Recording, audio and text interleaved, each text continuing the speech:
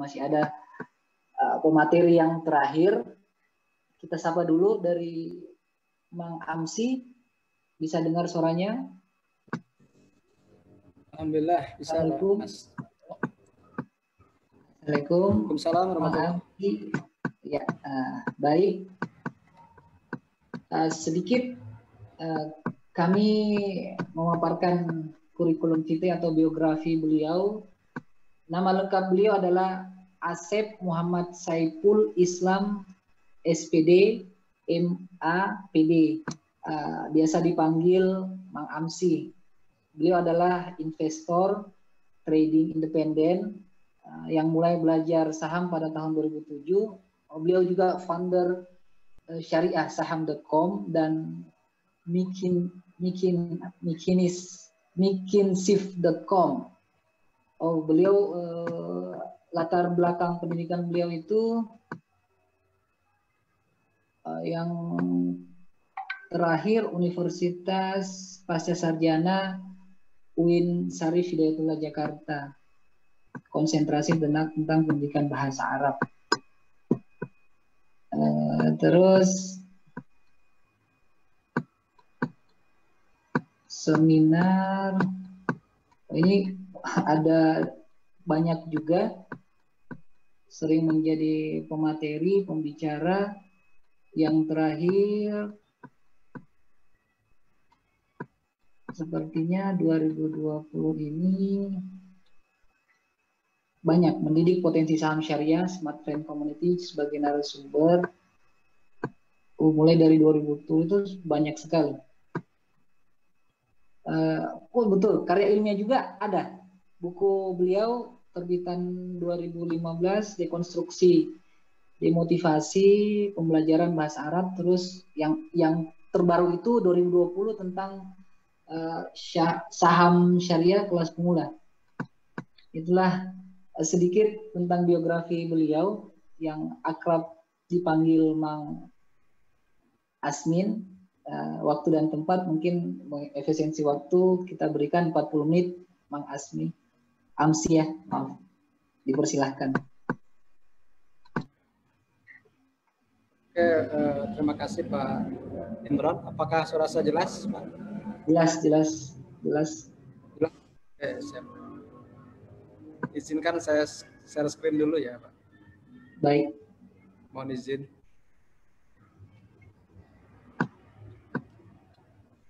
Ya, bismillahirrahmanirrahim. Assalamualaikum warahmatullahi wabarakatuh. Bismillah, walhamdulillah. Wassalatu wassalamu ala rasulillah wa ala alihi wa sahbihi wa mawalah.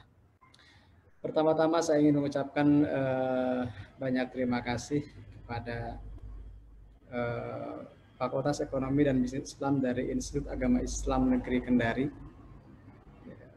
Terima kasih kepada seluruh panitia, kemudian juga terhormat Pak Prof. Samdin tadi yang di sesi pertama sudah menjelaskan tentang bisnis dalam perspektif syariah.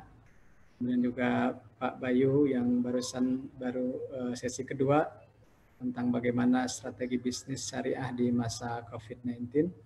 Dan mohon maaf mungkin dari awal saya sebenarnya malu Pak Imron, jadi karena ini semua pematerinya beliau ini guru-guru saya, termasuk Pak Imron juga, dan background pendidikannya memang linear gitu, maksudnya semuanya ada unsur ekonomi dan bisnisnya juga akuntansi gitu. Kalau saya lihat dari detailnya, sementara saya sendiri tidak ada hubungannya gitu, nggak ada hubungannya. Jadi S1 saya bahasa Arab, S2 saya juga studi Islam tentang bahasa Arab gitu ya.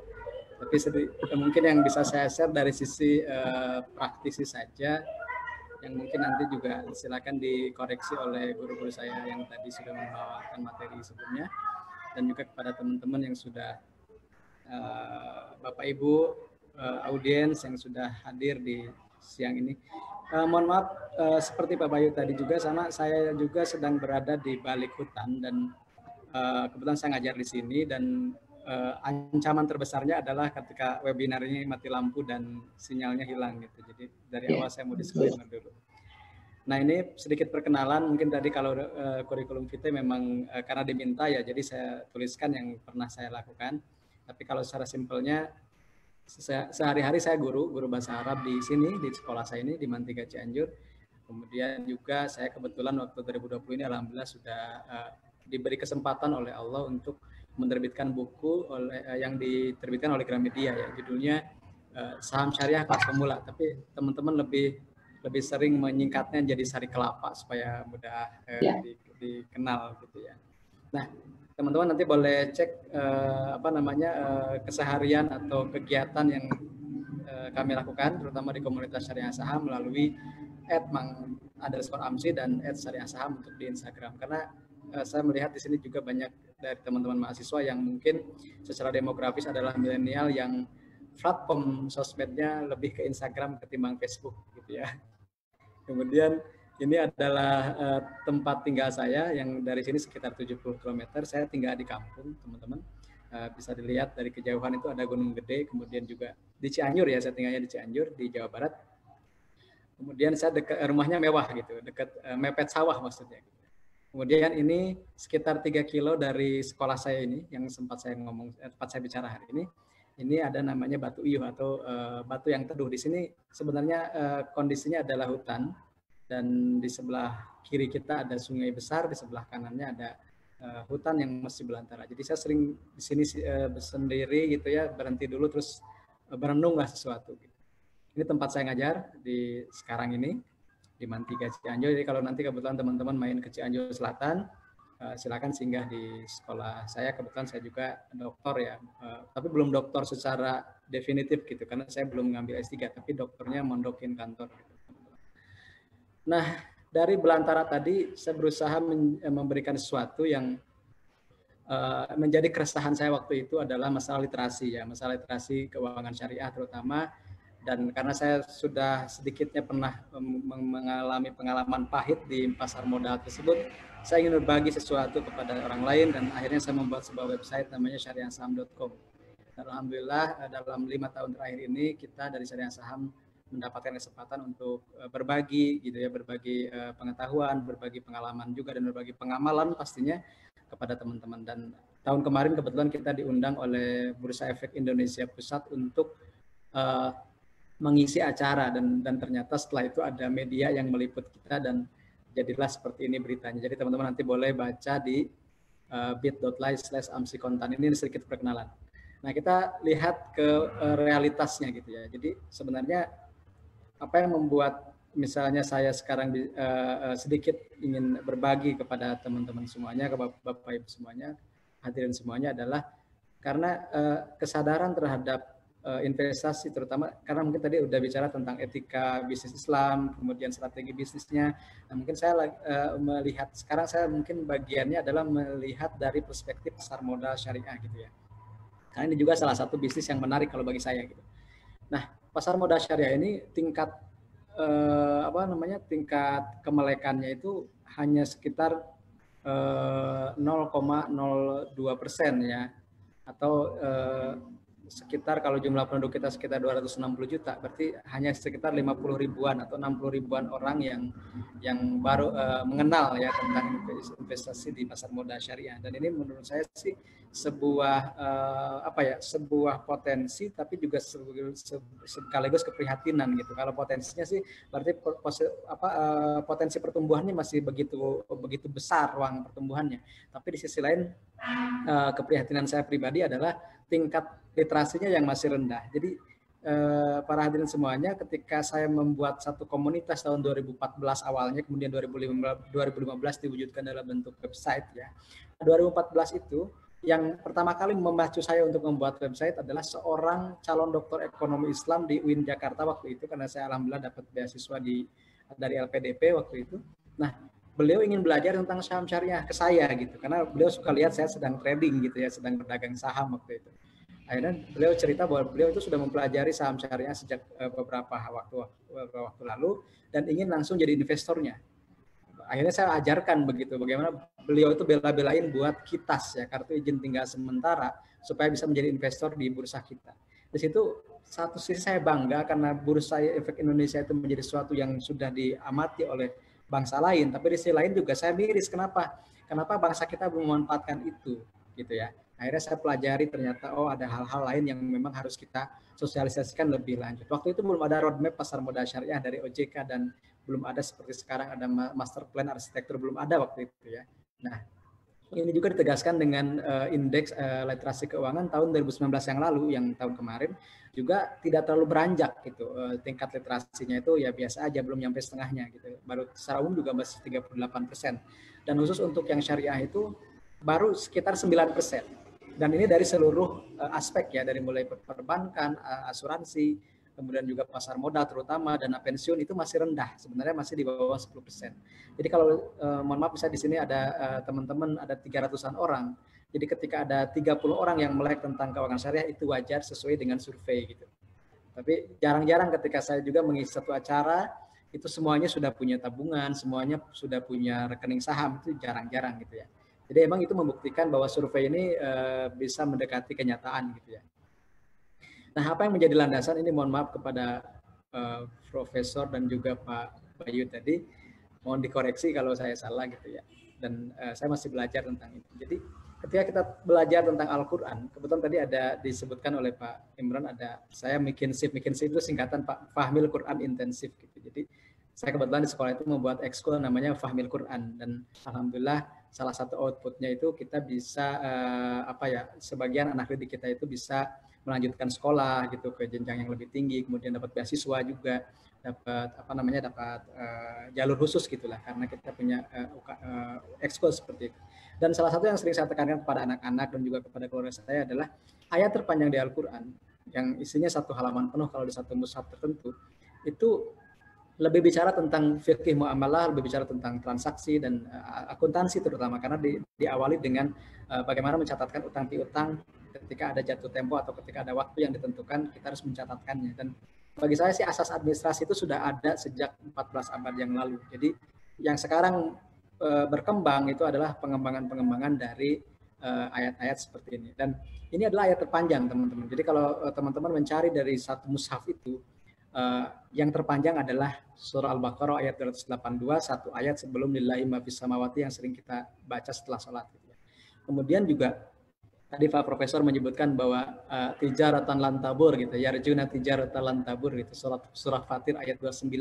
Saya sering menyingkatnya dengan baksos gitu. Baca Quran, sholat, sedekah gitu Pak Prof. Jadi baca Quran, sholat, sedekah, kemudian satu lagi baqiyatus sholihat dan sholawat gitu.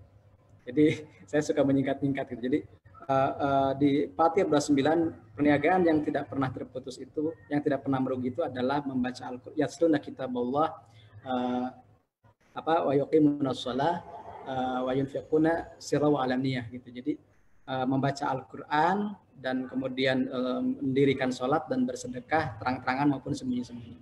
Nah, di Al-Qur'an banyak ayat-ayat tentang sosial ekonomi gitu. Dan salah satunya adalah seperti ini surah Al-Baqarah ayat 82, ini secara umum mengatur, secara garis besarnya mengatur bagaimana etika transaksi dan muamalah dalam syariah. Kemudian juga ada surah An-Nisa ayat 9. An-Nisa ayat 9 itu dulu ketika saya zaman ikutan Fahmil Quran, ini sering dikaitkan dengan anjuran pemerintah untuk keluarga berencana gitu, karena hendaklah takut seseorang itu dengan keturunannya. Jadi dulu itu konteksnya sering direlevansikan dengan keluarga berencana gitu ya. Kalau sekarang sih kan itu sudah tidak terlalu digembor-gemborkan. Tapi sekarang ini ayat ini sebenarnya berkenaan dengan bagaimana seseorang itu harus khawatir meninggalkan keturunannya yang lemah secara akidah, lemah secara pendidikan, dan juga lemah secara finansial. Karena ini diperkuat dengan hadis lain yang menyebutkan bahwa kadal faqru ayyakuna kufran gitu. Terkadang kefakiran atau kemiskinan itu, kemelaratan itu, poverty itu bisa menyebabkan seseorang menjadi kufur nikmat atau bahkan kufur i'tiqadi gitu. Atau juga di hadis lain disebutkan bahwa kamu meninggalkan keturunanmu dalam keadaan berkecukupan itu jauh lebih jauh lebih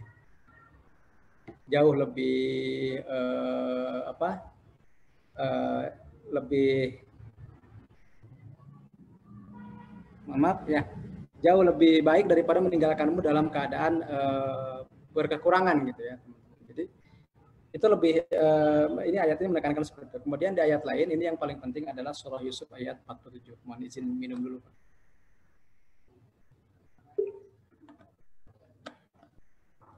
Nah, di surah Yusuf ayat 47 itu bicara bagaimana dulu takwil mimpi yang diberikan Nabi Yusuf kepada raja gitu ya. Bagaimana misalnya ada 7 sapi gemuk dan 7 sapi kurus. Nah, 7 sapi gemuk dan 7 sapi kurus itu adalah tamsil bagi 7 masa subur dengan 7 masa paceklik. Dan kita harus harus menyiapkan itu semua gitu. Jangan sampai misalnya di masa depan kita tidak memiliki antisipasi terhadap krisis ya gitu teman-teman. Nah, kita juga patut berbangga bahwa Indonesia menjadi negara dengan indeks keuangan syariah yang paling melesat gitu di tahun 2019, dari peringkat ke-6 menjadi peringkat peringkat ke-1, naik 5 peringkat. Ini dikarenakan Indonesia ini didukung oleh pemerintah dari sisi perkembangan keuangan syariahnya, kemudian juga dari sisi demografinya Indonesia adalah negara muslim terbesar. Kemudian juga regulasi di OJK dan fatwa DSN itu selalu diupdate setiap tahunnya untuk menyelaraskan dengan perkembangan pasar modal syariah yang ada atau menyelaraskan industri keuangan syariah yang ada. Kemudian juga mulai munculnya ekosistem halal, misalnya pariwisata halal, kemudian juga misalnya marketplace halal, kartu kredit yang syariah dan seterusnya. Jadi Indonesia itu sebenarnya inovasi keuangan syariahnya sudah lebih hebat, sudah lebih progresif. Dan juga ada sektor swasta yang tentunya berpartisipasi untuk mempromosikan keuangan syariah. Nah, yang paling baru adalah pasar modal syariah kita atau Bursa Efek Indonesia itu terpilih menjadi The Best Islamic Capital Market 2020. Ini adalah penghargaan kedua yang berturut-turut setelah tahun sebelumnya pun sama. Jadi orang luar atau dunia juga memandang bahwa pasar modal kita itu pasar modal yang terbaik gitu. Ini dilihat dari 4 hal kalau tidak salah. Yang pertama dari sisi pertumbuhan, kemudian dari sisi regulasi, yang ketiga dari sisi CSR-nya gitu ya, dari sisi sosialisasi dan edukasi, kemudian juga dari sisi pertumbuhannya gitu, pertumbuhan ke depannya seperti apa. Nah, kalau teman-teman masih bingung tentang investasi syariah itu apakah ada landasan fatwanya, maka saya sering mengatakan 3 hal ini saja, 3 angka kunci gitu ya, 20, 40, 80. Ini sebenarnya representasi dari fatwa 20 nomor 2001, 40 nomor 2003, dan 80 nomor 2011. Nah, kalau dirinci, nomor 20 itu tentang pedoman reksadana syariah, 40 itu tentang pedoman penerapan prinsip syariah di pasar modal, dan yang terakhir ini yang paling monumental menurut saya karena di sini mulai tersosialisasikan lah gitu ya tentang pasar modal syariah itu, yaitu fatwa nomor 80 tahun 2011 yang mengatur tentang prinsip syariah dalam perdagangan saham di Bursa Efek.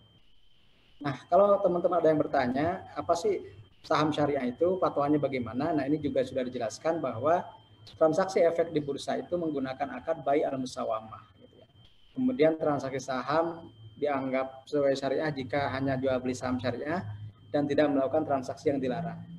Terakhir juga yang saham yang sudah dibeli itu boleh diperjualbelikan kembali meskipun secara administratif itu memakan waktu 2 hari, tapi secara qabd hukmi itu sudah menjadi sah milik dari seorang investor atau pedagang saham tersebut.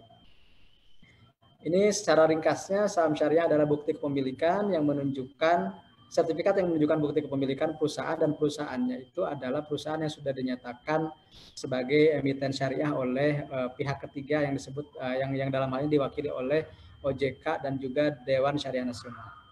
Di Indonesia ada 2 tipe saham syariah. Yang pertama ada saham syariah aktif ya, yang artinya dia dari sejak awal ADART-nya sudah menyatakan diri sebagai emiten syariah. Di Indonesia baru 4 saham ya yang sudah menyatakan seperti ini. Yang pertama adalah Panin Dubai Syariah Bank, yang kedua PNBS kode sahamnya, kemudian ada BRI Syariah BRIS yang sekarang lagi ramai merger begitu.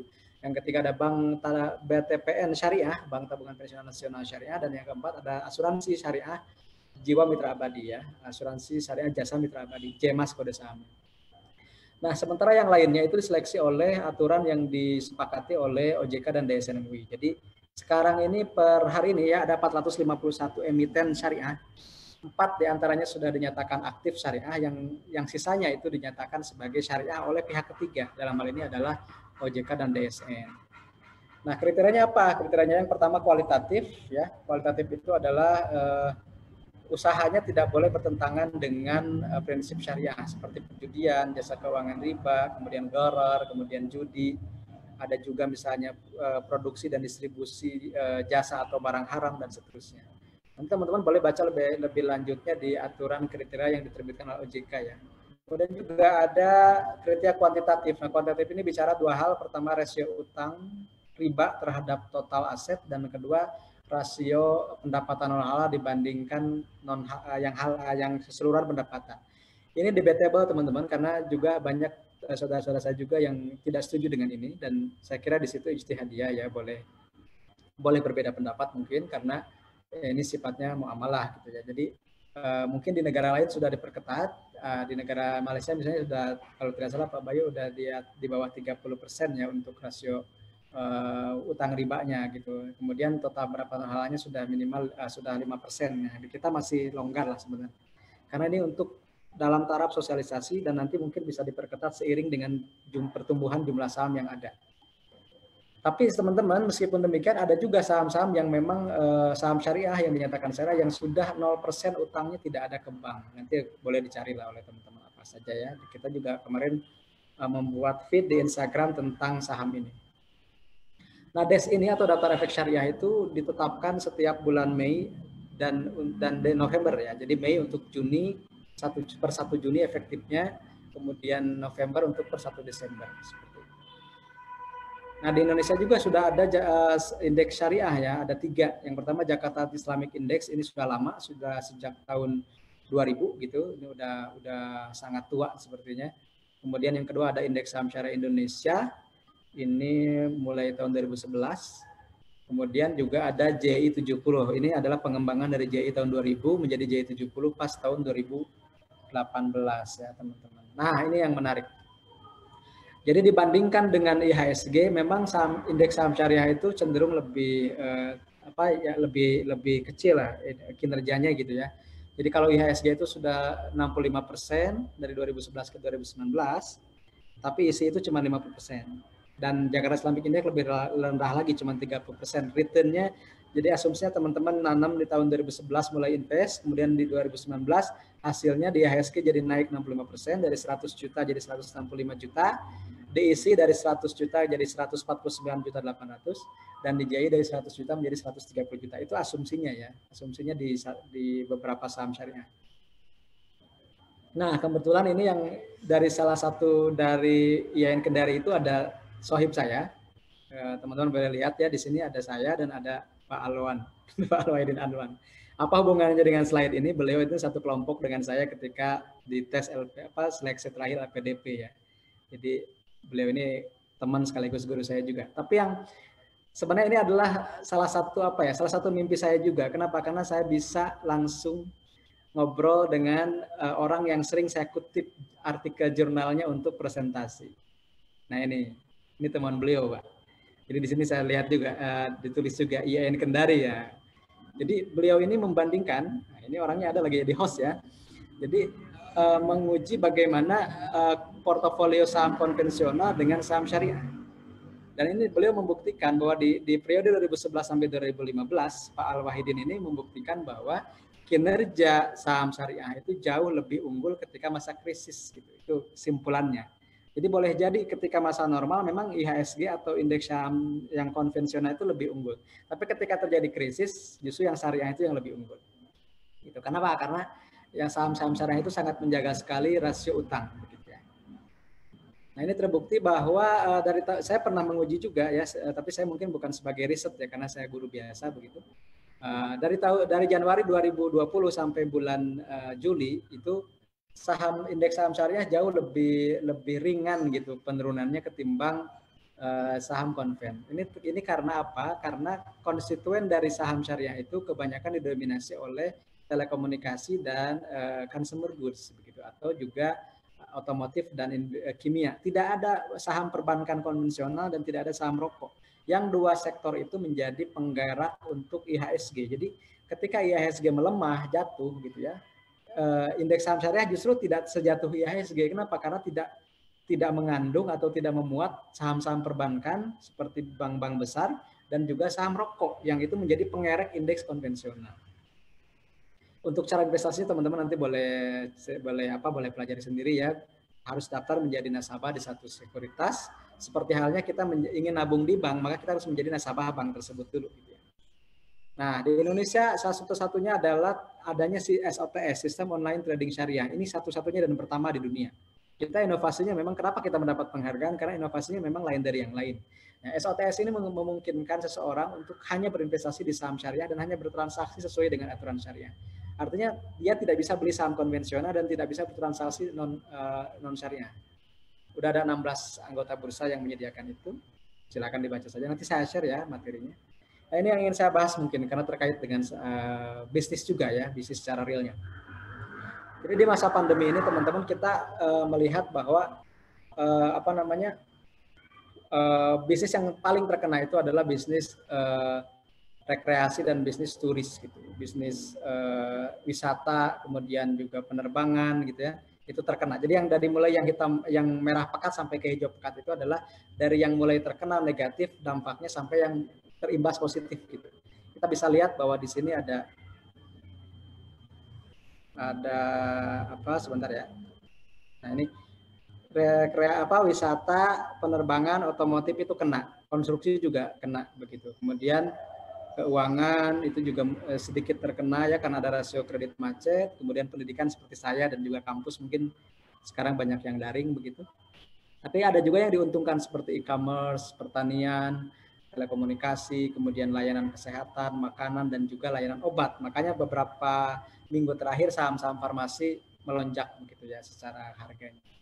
Dan ini bisa membuktikan teman-teman bahwa saham syariah itu bisa mengungguli saham konvensional di masa pandemi. Kita ambil contoh Bank BRI yang ada isu merger itu naiknya sudah 323% sejak awal Januari ya, dan BRI malah turun minus 26%. Untuk strategi potensinya saham syariah itu ada amanah. Amanah itu artinya kita hanya menjalankan transaksi sesuai dengan syariah. Kita belajar amanah untuk menjalankan ajaran yang kita pegang gitu. Berkah itu adalah filantropi. Jadi di Bursa Efek Indonesia sudah menyediakan berbagai jenis filantropi mulai dari zakat, infak, kemudian wakaf saham yang difasilitasi oleh brokernya. Cuan itu capital gain. Jadi keuntungan saham itu kita dapat dari misalnya beli di harga 1.000, jual di 1.200. Jadi dapatnya 20%. Ada juga dividen. Dividen itu bagi hasil setiap tahun, tapi tidak semua saham bagi dividennya. Nah, strateginya kita bisa menggunakan pertama fundamental. Jadi kita menganalisis bisnisnya seperti apa. Kemudian teknikal, pergerakan harganya apakah menarik atau tidak untuk masuk sekarang.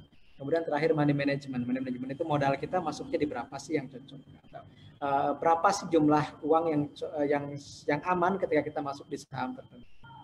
Jadi teman-teman ini hanya gambaran sedikit ya tentang saham syariah. Nanti teman-teman boleh baca lebih lanjut tentang saham syariah itu di website kita juga ada di syariahsaham.com, atau juga gabung di berbagai komunitas yang mengedukasi tentang saham syariah, atau juga langsung ke OJK dan Bursa Efek Indonesia sebagai regulator dan otoritas yang mengawasi perdagangannya. Nanti juga teman-teman boleh cek di Instagram kami di Syariah Saham, ada 7 alasan kenapa sih harus investasi di saham syariah. Ini buku yang baru terbit kemarin dan ini adalah medsos-medsos kita. Saya kira untuk memperbanyak pertanyaan jawab dan juga kesempatan buat audiens untuk saling berkomunikasi dengan para pembicara, saya cukupkan sekian. Mohon maaf kalau agak kecepatan karena sengaja saya cepatkan gitu supaya materinya teman-teman nanti bisa baca. Nah, kalau yang masih belum jelas silakan boleh ditanyakan. Demikian Pak Moderator, mohon maaf kalau banyak kekurangannya. Billahi taufiq wal hidayah. Assalamualaikum warahmatullahi wabarakatuh. Waalaikumsalam warahmatullahi wabarakatuh. Luar biasa tadi dari Mang Amsi. Oh, saya baru tahu Mang, ternyata seangkatan dengan Pak Alwan LPDP-nya ya. Satu kelompok malah, satu kelompok. Gitu. Satu kelompok. Ya Allah, ternyata dunia ini sempit ya, Mang. Alhamdulillah, beliau guru saya di ekonomi syariah. Wow, luar biasa, luar biasa. Baik, tadi sempat dipaparkan oleh beliau bagaimana sih seperti apa sih pasar modal itu. Alangkah baiknya di sini sepertinya banyak mahasiswa ya. Tadi sempat dibahasakan juga kalau mau belajar tentang saham syariah ya sebaiknya teman-teman atau peserta mahasiswa itu boleh beli bukunya. Ini tadi sudah disebutkan saham syariah kelas pemula, ini bagus sekali untuk bersinergi dengan di kampus kami itu juga ada galeri investasi syariah, Mang. Jadi di sana tentang, iya di sana ada tentang edukasi pasar modal syariah. Jadi bagus sekali. Mungkin di sini juga saya lihat ada Pak Wadek 3. Mungkin sebentar kita bisa sapa sedikit bagaimana tentang galeri investasi syariah itu. Di sini juga sepertinya ada ketua laboratoriumnya. Oke, baik, itulah tadi materi-materi yang dipaparkan oleh semua narasumber. Tadi sempat di sini sepertinya ada yang raise hand dan ada sempat kami catat pertanyaan-pertanyaan yang sempat di sini. Yang mana kita dahulukan dulu? Yang raise hand saja. Berhubung karena Ayahanda Prof. Samdin juga belum di tempat, mungkin langsung kita bersimbah, kita masuk ke sesi tanya jawab ya. Baik, ini yang raise hand ada Neneng Wahyuni, SE Syariah dengan Magister Ekonomi. Assalamualaikum Mbak Neneng, Ibu Neneng. Oh, ini sudah ada pertanyaan juga di WA, di grup Zoom chat. Yang resen bagaimana?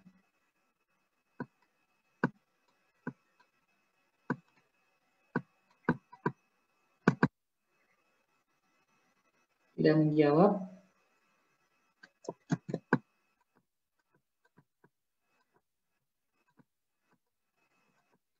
Baik, kita masuk ke pertanyaan untuk Pak Dr. Bayu. Ini langsung saya bacakan saja. Masa pandemi seperti ini tentunya butuh banyak modal untuk mengembangkan usaha. Saat ini dalam pengelolaan zakat pun mengalami perkembangan. Misalnya distribusi zakat, modal bergulir. Menurut Bapak, efektifkah model seperti ini dalam meningkatkan perekonomian zakat pandemi? Apakah ini tidak menyalahi aturan dasar dari distribusi zakat? Yang bertanya atas nama A. Zunaidi. Mungkin yang si penanya bisa ditampilkan, bisa di open videonya dengan open mic-nya. Namanya Pak, namanya siapa tadi? Namanya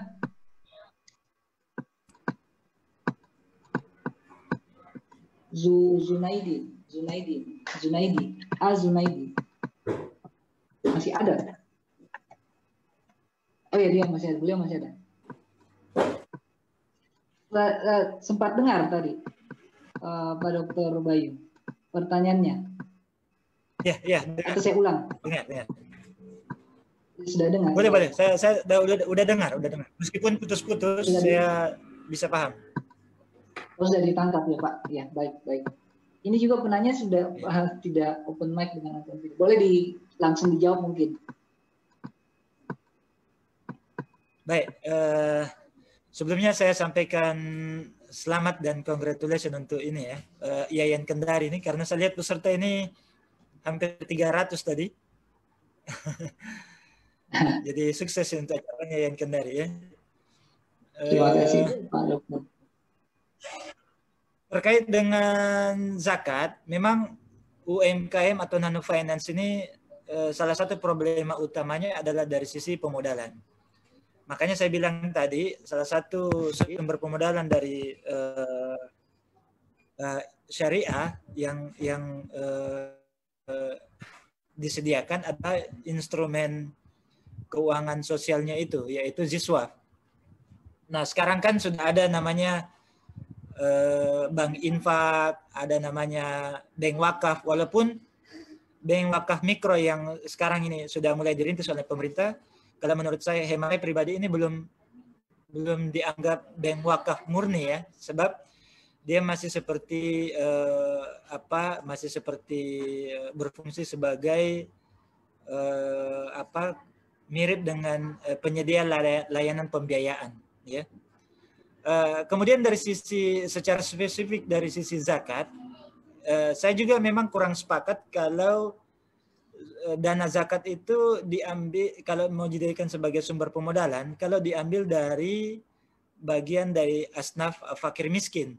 Ya, makanya tadi saya sempat singgung bahwa saya sempat memberikan sedikit masukan kepada Basnas, kalau boleh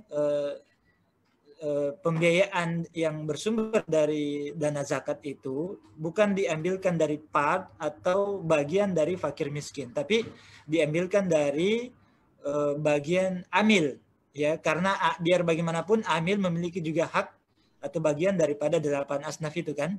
Jadi setelah dana zakat itu terkumpulkan dibagi kepada 8 asnaf. Nah, salah satu asnafnya itu yang berhak mendapatkan bagian zakat itu adalah amil. Nah, bagian amil ini bisa diputar, ya, bisa dijadikan sebagai investasi atau sumber pembiayaan bagi UKM atau nano finance. Nah, bagaimana modelnya? Ya, mau tergantung dari Basnasnya, mau dengan skema Qardul Hasan ataupun dengan skema mudarabah ataupun skema murabah, dan itu insya Allah tidak menyalahi syariat. Nah, yang tadi saya singgung kalau diambilkan dari bagian fakir miskin itu agak berat karena kalau dilihat dari sisi masyarakat kita masih banyak fakir miskin yang memang betul-betul membutuhkan dana konsumtif, bukan hanya pemodalan usaha, tapi memang dari sisi konsumtif pun mereka sangat kesulitan. Maka sebaiknya bagian untuk fakir miskin itu tidak diganggu. Saya kira demikian, wallahu a'lam.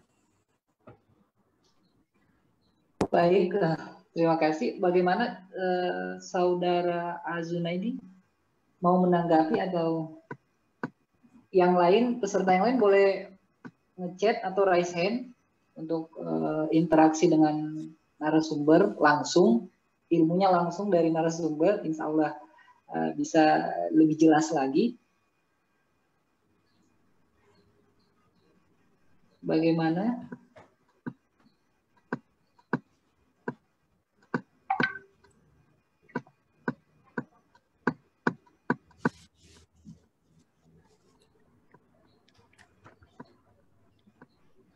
Oh, tidak menanggapi sepertinya. Oke, baik. Langsung kita lanjut saja ke pertanyaan berikutnya ya. Tadi sempat ada yang bertanya, Ayahanda Prof. Samit sudah ada sepertinya. Oke, siap. Oke, baik. Ayahanda Prof, saya bacakan saja langsung. Ada pertanyaan dari mahasiswi. Assalamualaikum Ayahanda Prof. Nama saya Eka Andriani, PBS. Saya ingin bertanya kepada Prof, di mana materinya insya Allah sangat bermanfaat untuk peserta seminar, terutama saya pribadi. Pertanyaannya, bagaimana pandangan Bapak dan bagaimana solusi kegiatan UKM yang bertentangan dengan syariat Islam dapat berjalan sesuai dengan syariat Islam, yang di mana UKM tersebut merupakan penyedia lowongan pekerjaan yang tidak sedikit yang dapat mengurangi angka atau tingkat pengangguran, misalnya dalam bidang kecantikan yaitu salon, di mana di dalamnya terdapat kegiatan yang tidak sesuai dengan syariat Islam seperti rebonding yang dilarang dalam Islam dan lain-lain. Hingga saat ini saja ada sekitar 90.000 salon kecantikan, Masya Allah, yang tersebar di seluruh Indonesia. Bukan hanya itu Pak, di Indonesia juga masih banyak UKM yang tidak berpegang pada prinsip syariah. Apa yang harus dilakukan untuk memaksimalkan pengembangan bisnis UKM di Indonesia agar berpegang pada syariat Islam terkait dengan kondisi saat ini, pandemi COVID-19? Bisa ditangkap, Ayahanda Prof. Ya. Oke. Ya. Oke, makasih moderator. Ya. Tadi mohon maaf ya, saya karena jam yang sama saya menguji, jadi saya pindah-pindah ruang ini tadi. Ya, ini baru selesai ujiannya.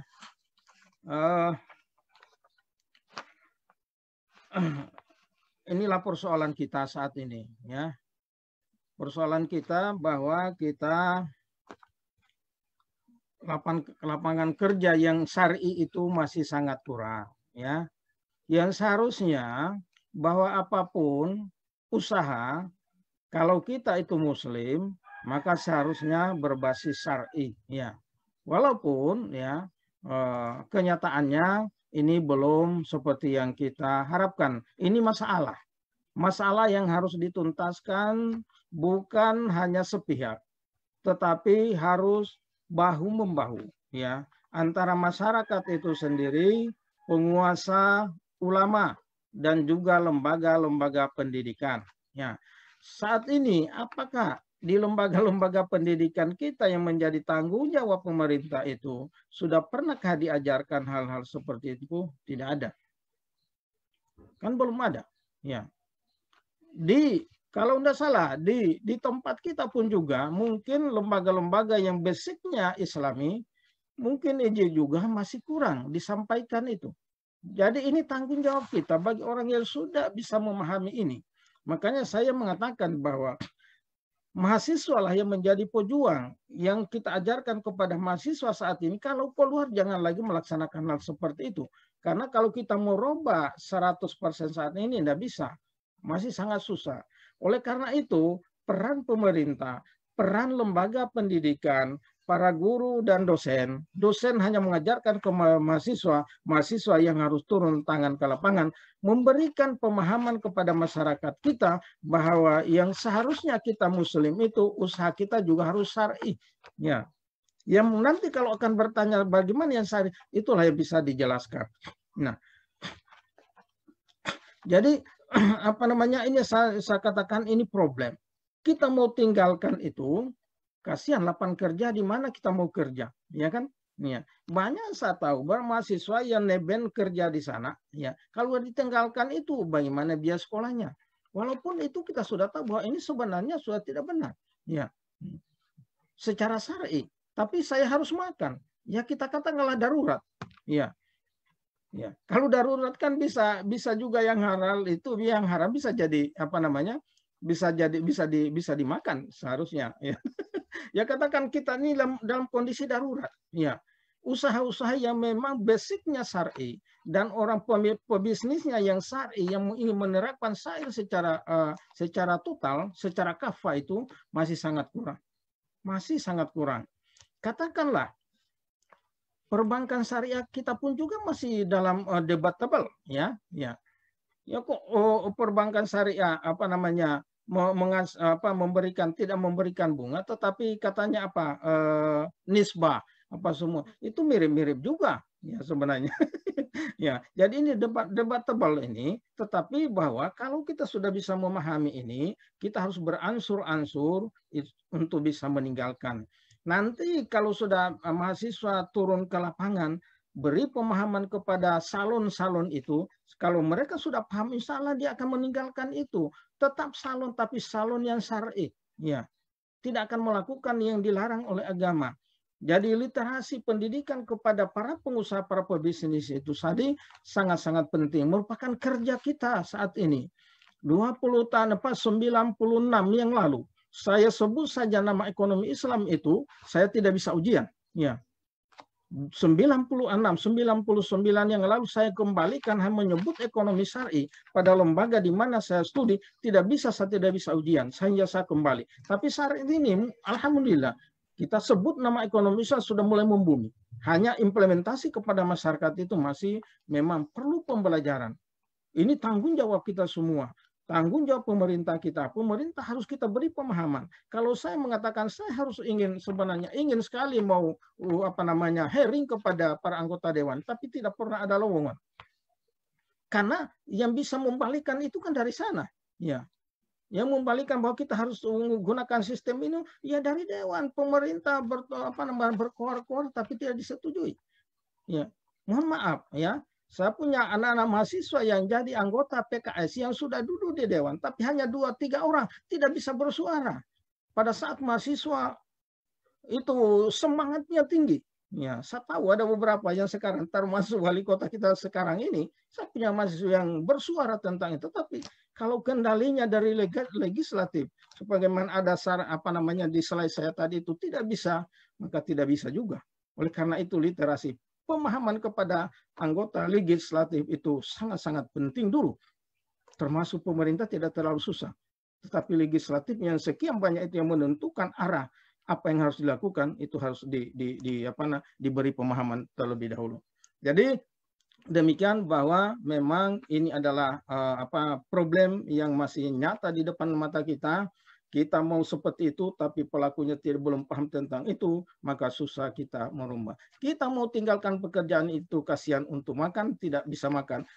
Kita mau kerja juga kasihan, jadi seanggap darurat saja dulu. Ya, tetapi bahwa kita tetap berusaha untuk menuju kepada arah yang benar, bisnis yang benar, yang syar'i seperti apa? Seperti yang saya katakan tadi, dasarnya apa dan implementasinya seperti apa. Implementasi sebagaimana yang dipaparkan oleh dua pemateri tadi sangat bagus sekali. Ya, bisa ikuti itu. Mahasiswa, adik-adik mahasiswa, anak-anak mahasiswa, Anda sudah tahu, jangan lagi lakukan. Anda menjadi pejuang di lapangan sana. Nah, saya kira demikian, Pak. Ya. Oke, baik sekali, Ahenda Prof. Sangat bermanfaat untuk anak-anak kami di mahasiswa Fakultas Ekonomi dan Bisnis Islam ini, pemahaman yang sederhana yang mudah ditangkap. Mungkin masih ada lagi yang ingin, saya lihat ini masih ada raise hand yang Neneng Wahyuni dengan Azunaidi. Ini tadi yang sudah bertanya.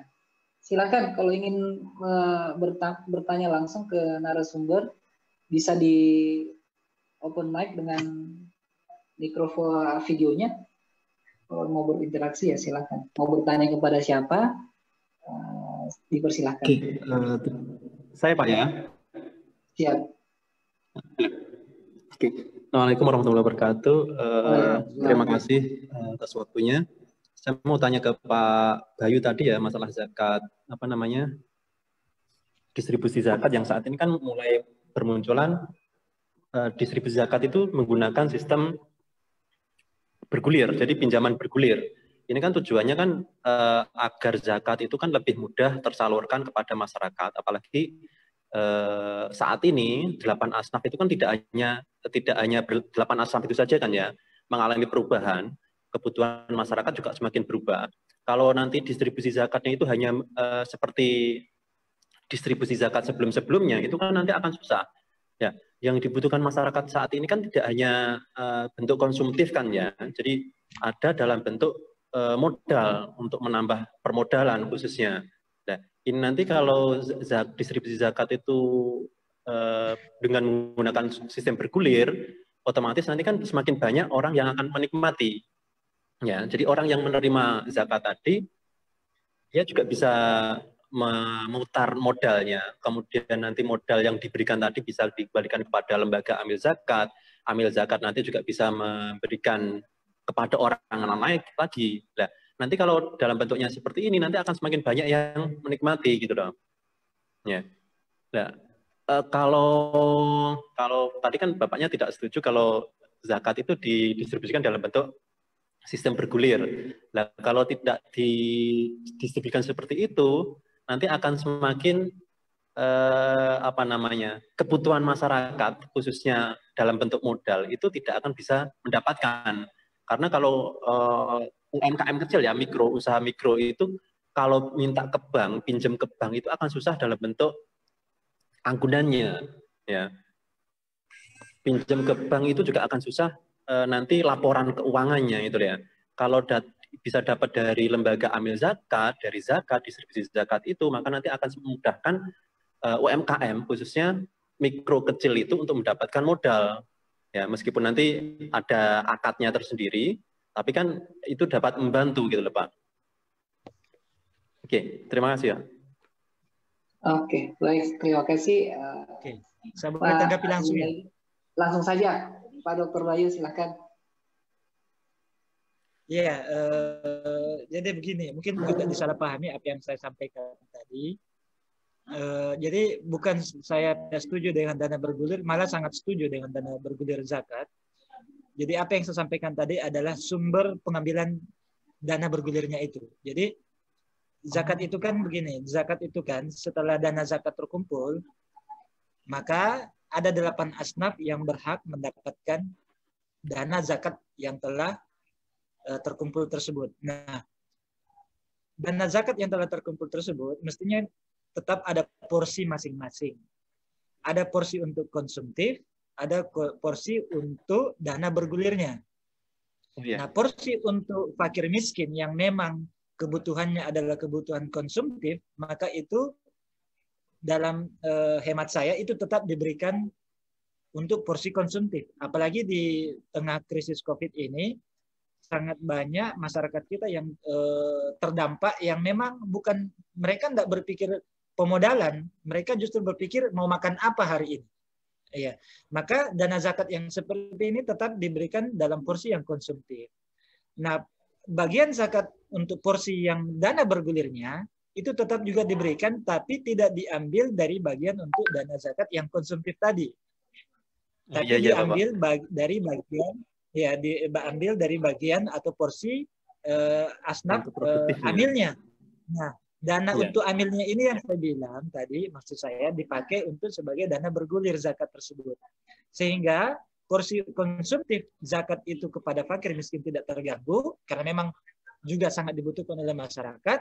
Sementara porsi amil juga bisa tetap berputar sebagai dana bergulir untuk kelanjutan pemodalan, pembiayaan, dan sebagainya bagi UMKM ataupun anak PMI. Itu tadi yang saya sampaikan. Jadi tetap pada porsinya masing-masing, tidak saling mengganggu. Saya kira demikian. Iya. Terima kasih, Pak. Terima kasih. Akhirnya tahu. Iya. Oke, bisa dipahami, Pak? Iya, Pak. Terima kasih, Mas. Oke. Sama-sama. Siap. Ini masih ada satu pertanyaan lagi buat Ayahanda Prof.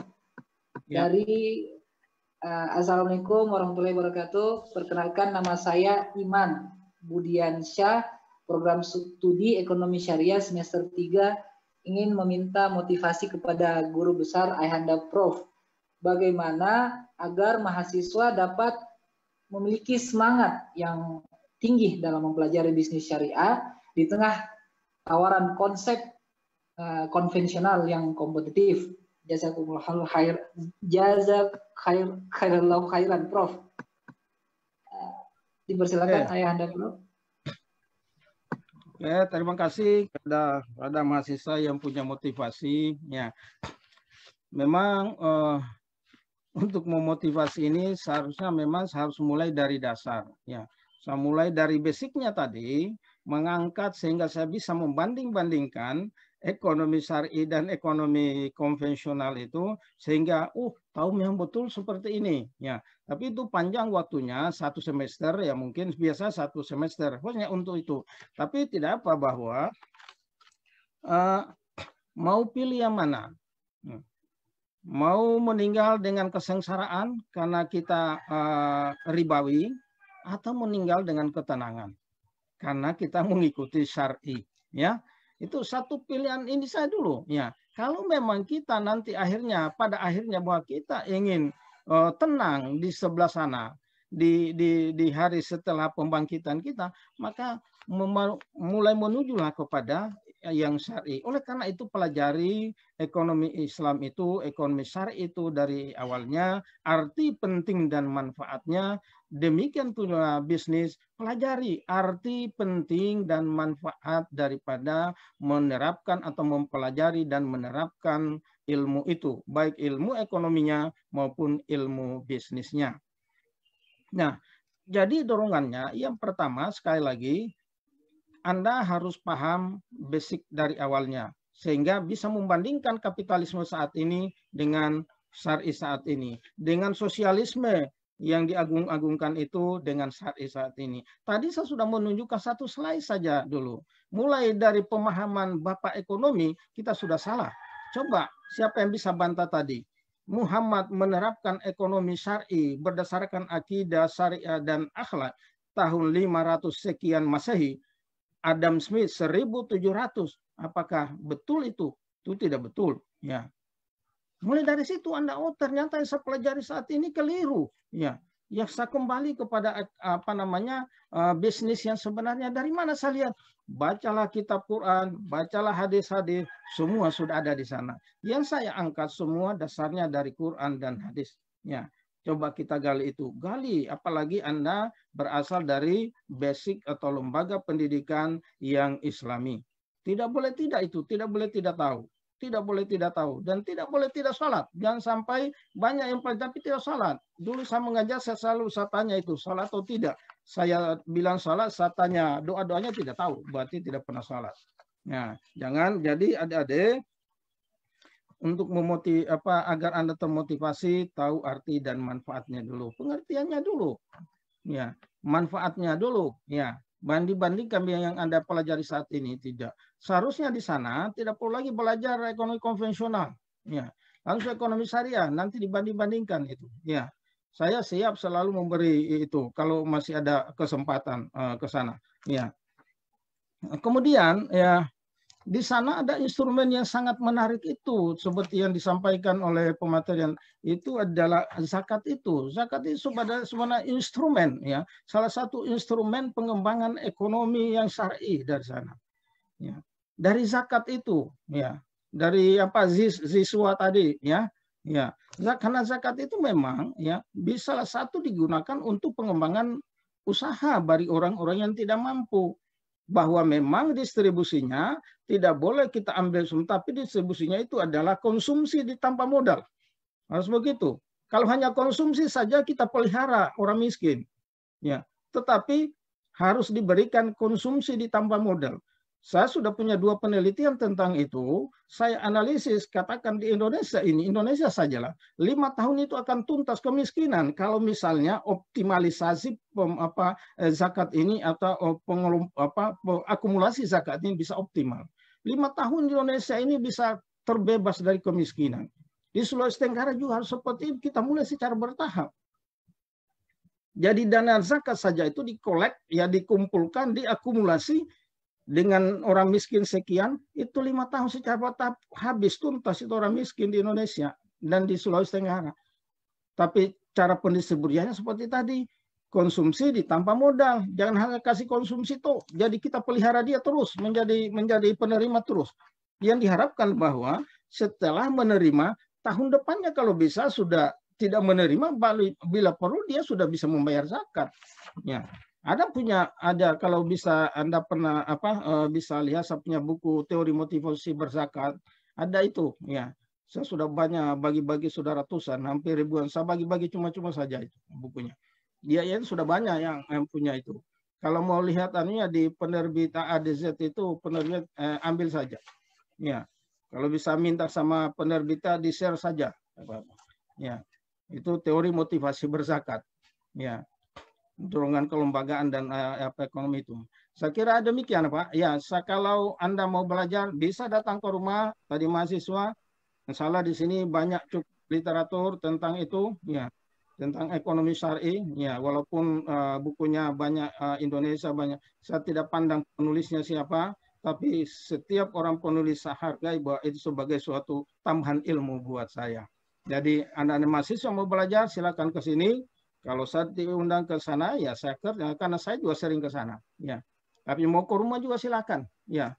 Dulu pertama yang mendirikan, mohon maaf, ya yang mendirikan prodi ekonomi Islam di sana itu termasuk saya. Saya mencari literaturnya tahun 99.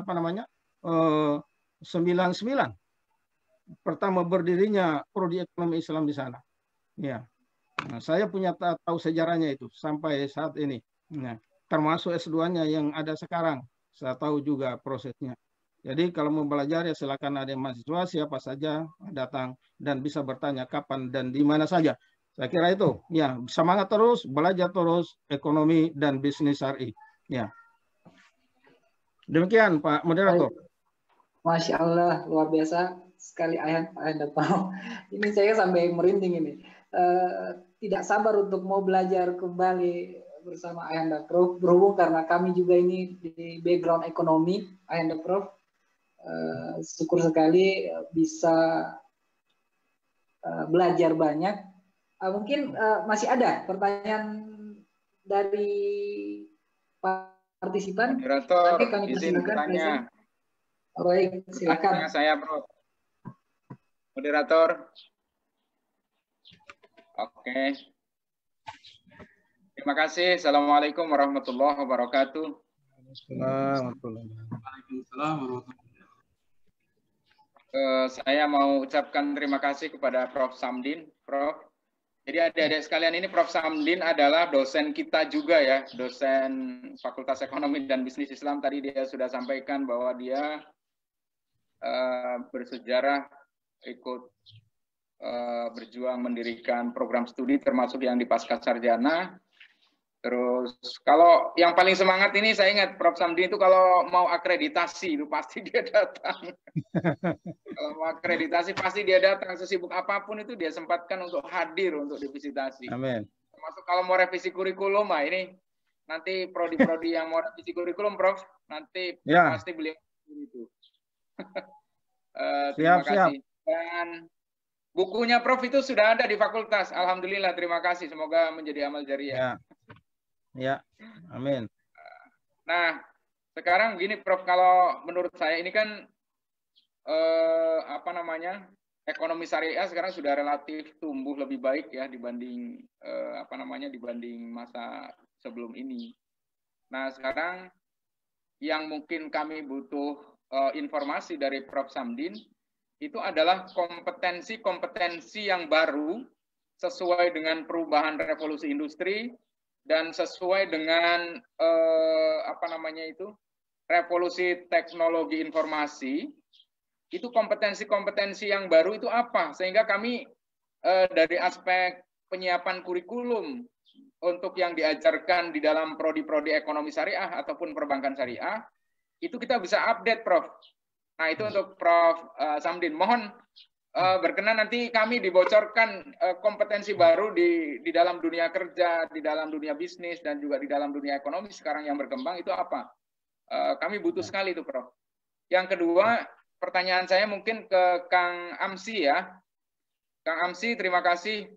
Kami ini punya galeri investasi syariah. Kebetulan saya ikut membantu mengelola dan juga Bursa Efek Indonesia. Dan beberapa waktu yang lalu di Sulawesi Tenggara itu galeri investasi kita itu menjadi yang terbaik. Dan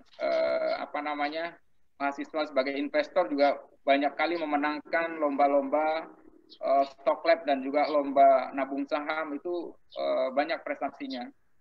Nah, salah satu tugas galeri investasi itu adalah melakukan edukasi dan juga literasi pasar modal kepada masyarakat.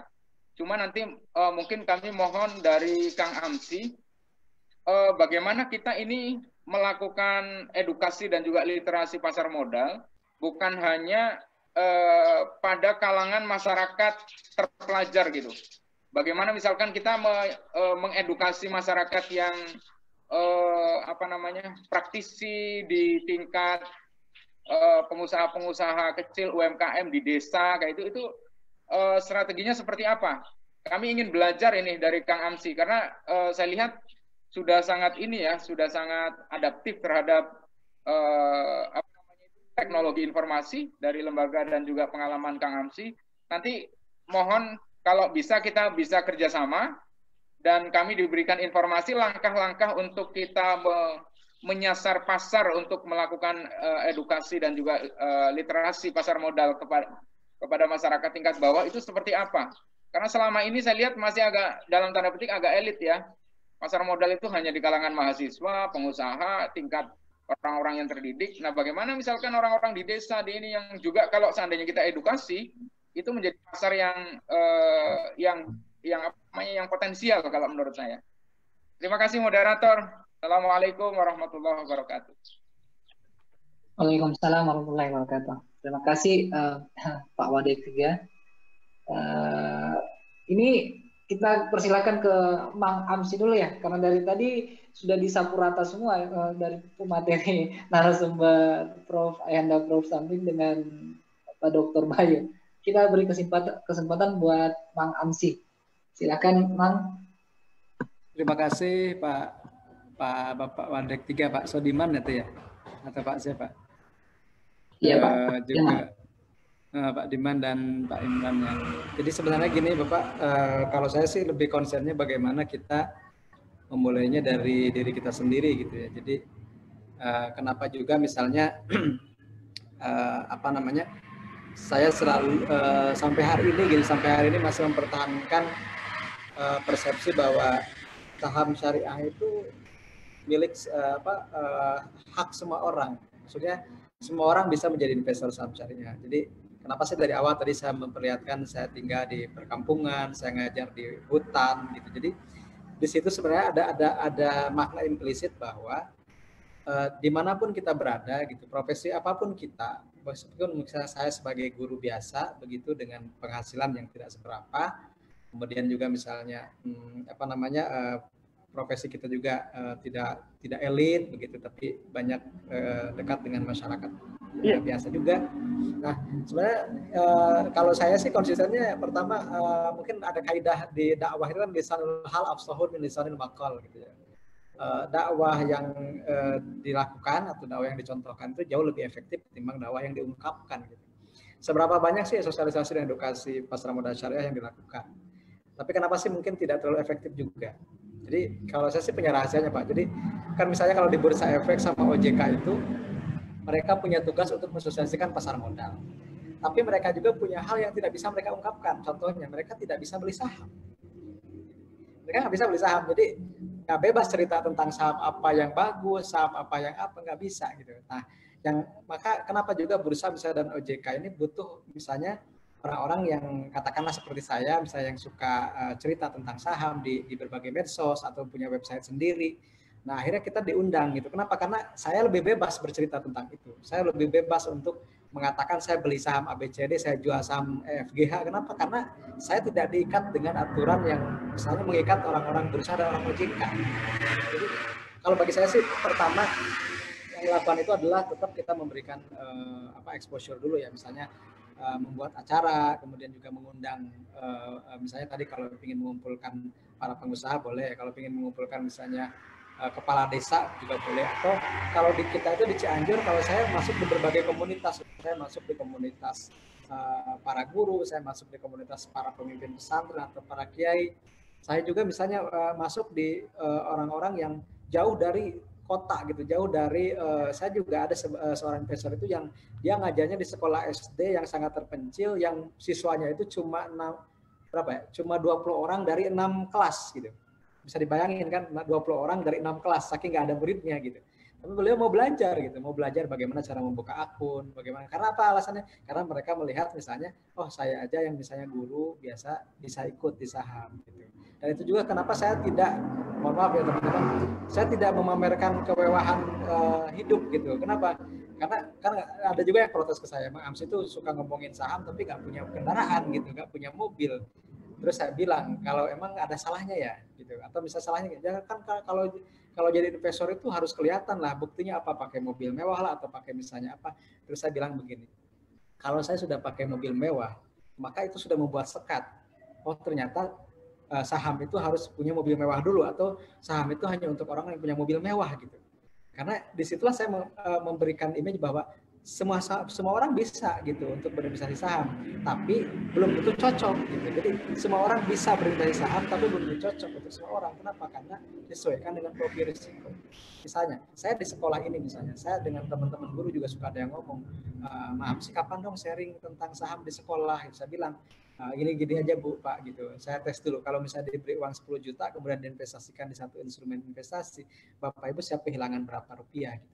Nah, kan kebanyakannya jawabnya nggak mau kehilangan, Mang, itu kan risikonya gede gitu gini. Nah, karena itulah saya tidak pernah ngomong saham. Jarang saya ngomong saham di sini karena mungkin belum cocok dengan profil risiko Bapak Ibu.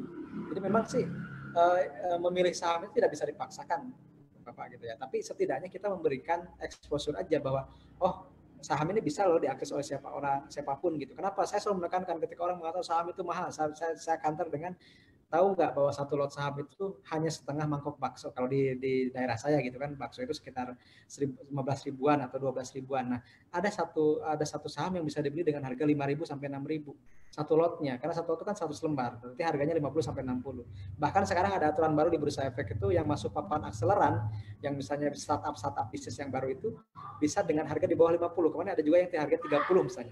Berarti cuma 3.000 gitu. hanya dengan uang 3.000 orang bisa memiliki perusahaan meskipun hanya porsinya 0,0000 sekian persen gitu. Tapi sebenarnya kita memberikan edukasi kepada masyarakat bahwa kita bisa loh jadi pemilik perusahaan tanpa harus menjadi manajer, tanpa harus menjadi misalnya board of director gitu. Tapi kita bisa menjadi lewat investor saham.